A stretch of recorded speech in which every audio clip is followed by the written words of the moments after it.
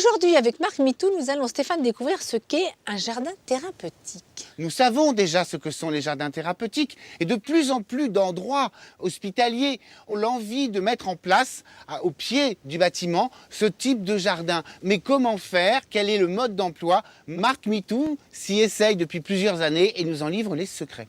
Bonjour Marc. Bonjour Marc.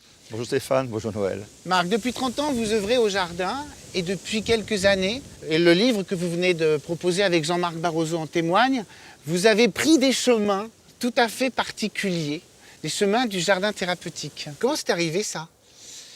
C'est déjà une rencontre avec une personne avec qui j'avais travaillé pour son propre jardin et qui était directrice d'une maison de retraite sur Caen. Et le problème, c'est que les gens atteints de la maladie d'Alzheimer étaient souvent enfermés, parqués, il ne se passait rien. Donc elle m'a dit, est-ce que vous pouvez me faire un jardin thérapeutique? Moi, je ne connaissais pas du tout cet univers-là. Donc grâce aux neuropsy, grâce aux médecins coordinateurs, aux infirmières, c'est un travail d'équipe. On a travaillé ensemble. Et on a mis 2 ans pour sortir déjà le premier petit jardin thérapeutique qui était fait avec des bouts de ficelle, avec des petits moyens. Et il y avait d'autres jardins thérapeutiques qui existaient. Je n'ai rien inventé. Depuis 10-15 ans, déjà, ça commence à exister. Sauf qu'avant, c'était plutôt des parcs. Et quand on est valide, ça va. Quand on a un accompagnant, ça va, mais quelqu'un tout seul ne peut pas se déplacer.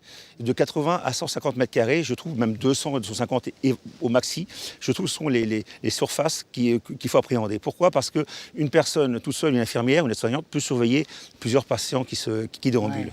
Donc, la déambulation se fait sur une grande courbe générale, je rappelle un peu le vent de la mer, très, très sécurisant, et il se passe plein de choses, quoi. Tous les 3-4 mètres, il faut que la personne, on a des rambardes en alternance.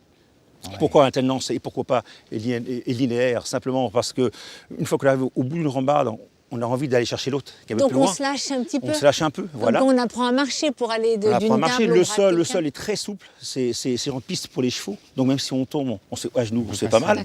Les bordures sont de même niveau que la pelouse. Donc on peut très bien aller sur la pelouse, c'est pas grave. Et surtout, tous les 3-4 mètres, il se passe quelque chose. Il y a un grand pot avec de la menthe que l'on peut arracher, que l'on peut manger, qui sent bon. Il y a des carillons dans des arbres disposés. Les fleurs sont mises par masse de couleurs. Pas mélangées? Non, surtout pas. C'est hyper angoissant. Mais ça, donc, là, par exemple, c'est une chose. C'est très étonnant qu'on sépare les couleurs comme ça. Le mélange des couleurs est angoissant.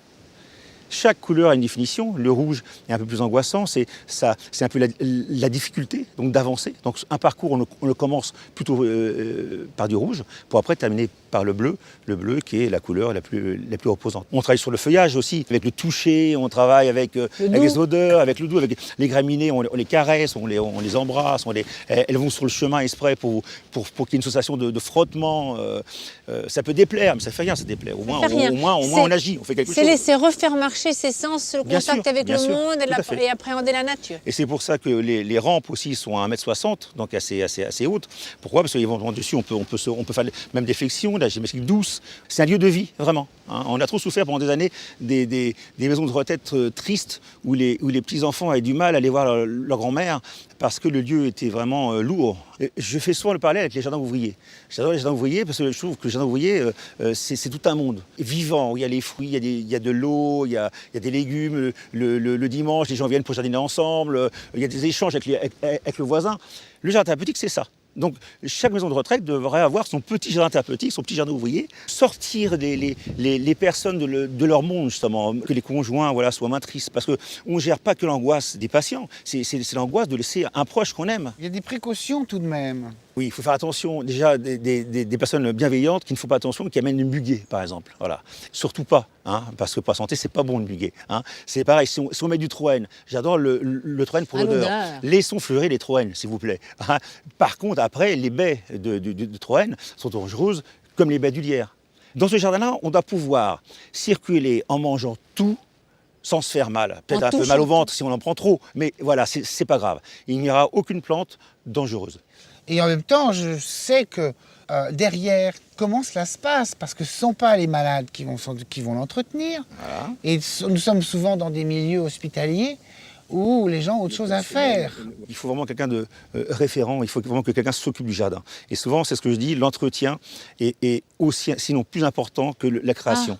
Voilà, le suivi.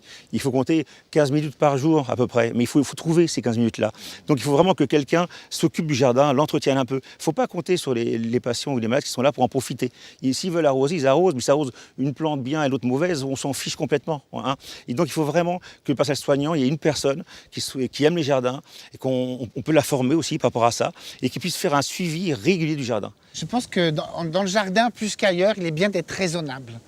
Et Bien là, sûr. c'est une dimension qui est vraiment raisonnable et à la portée de beaucoup plus d'établissements. Il n'y a rien d'ostentatoire. Il y a une fontaine qui fait du bruit. C'est une fontaine qui coûte, si on parle un peu d'argent, 350 €. C'est le bruit de l'eau qui m'intéresse. On est vraiment au service des gens qui sont malades et mal dans leur peau ou un peu isolés. C'est vraiment le but du jeu. Merci Marc. Merci. Merci Marc. On continue notre conversation avec notre invité, le jardin thérapeutique de Marc Mitou, ou comment faire du grand sur de petites surfaces. Les propos sont recueillis par Jean-Marc Barroso. C'est le b.a.-ba du jardin thérapeutique. Je crois que c'est la première fois qu'un livre de cette sorte est rédigé. Et si franchement le sujet vous intéresse, je crois que c'est le livre qu'il vous faut. Sur le site de Silence à Pousse, vous trouverez la façon de vous le procurer. Ben oui, parce que Jean-Marc Mitou est l'éditeur et le diffuseur du livre.